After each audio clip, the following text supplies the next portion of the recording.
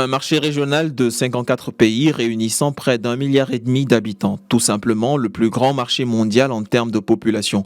Voilà ce qu'est destiné à devenir la ZLECAf, la zone de libre-échange continentale africaine dont l'opérationnalisation est effective depuis le 1er janvier 2021. Sa mission principale, réduire les droits de douane pour booster le commerce intra-africain qui ne représente à l'heure actuelle que 15% du volume global des échanges sur le continent.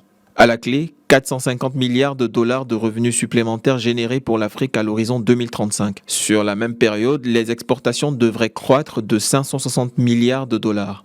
Une croissance exponentielle qui devrait au passage permettre de sortir 30 millions d'Africains de l'extrême pauvreté et d'augmenter les revenus de près de 68 millions d'autres personnes vivant avec moins de 5,5 dollars par jour. 18 millions d'emplois supplémentaires devraient être créés à l'horizon 2035. Les salaires devraient en parallèle augmenter de près de 10%, aussi bien pour les travailleurs qualifiés que les travailleurs non qualifiés. La ZLECAf devrait également permettre une meilleure émancipation économique de l'agent féminine qui devrait enregistrer une augmentation salariale de 10,5% contre un peu moins de 10% pour les hommes.